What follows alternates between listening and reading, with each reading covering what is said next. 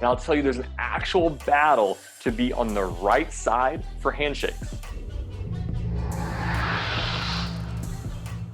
In 1960, we had our first ever televised presidential debate between JFK and Nixon. Now, the majority of families had a TV or access to a TV at this time, which they usually listened on the radio. Now, on one side, JFK had a Californian glow that you could even tell on a black and white television. He had a dark black suit that popped on screen.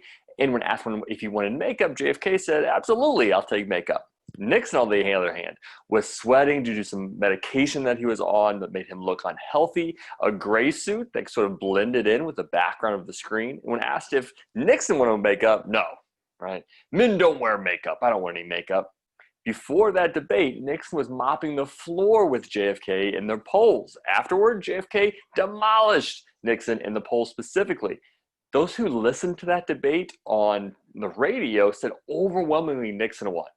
But those who watched the debate on TV said overwhelming JFK won. And you would think you would vote on the person who had the most experience, who you trusted as president, and the answers they said, when actually body language and nonverbal communication was the deciding factor. It would be 16 years after this debate before presidents would debate on TV again. As in, candidates were scared. They didn't want to do these TV debates anymore because they weren't trained in body language and nonverbal communication. Nowadays, there are entire teams of people who train politicians, especially presidents, on body language and nonverbal communication to show up well in these debates and town halls. Here are just a few behind the curtain techniques that presidents are trained to use nonverbally to increase likability, authority, credibility, and thus more votes.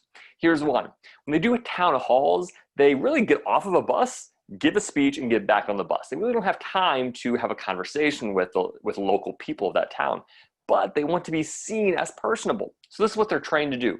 When they come up on stage, they point out about two people in the audience, and this is what they do. "Oh, hey, good seeing you, hey. Oh, hey. Today I want to talk." They don't know those two people whatsoever. They point at individuals specifically in the audience to make it seem like they had one-on-one conversations with those people. They're personable.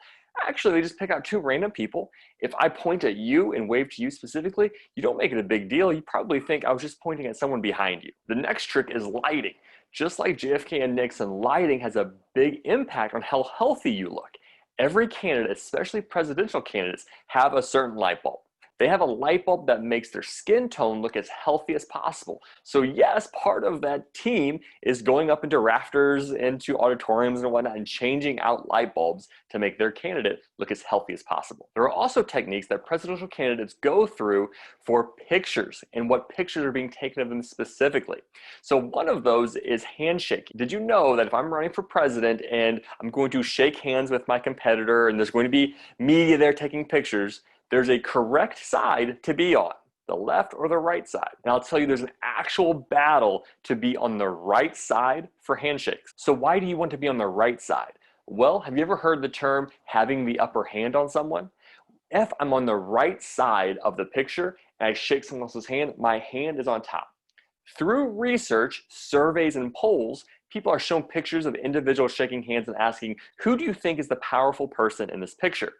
People don't say like, I'm just gonna have to guess. I don't know anything about these people, so I'll guess this person. Overwhelmingly, it is always the person with their hand visible in that picture.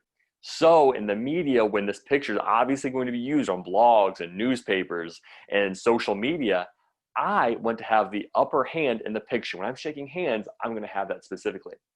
Sometimes when presidents even bring in influencers or bring in other spokespeople for them, what they'll specifically do is they'll wait for them on this side and make sure they're brought in, whether it be a golf cart or they're walked into the room on this side specifically, so they have to take this position. And that's not the only one. So media specifically look to use pictures with action, right? It's kind of boring for me just to use a picture of me speaking.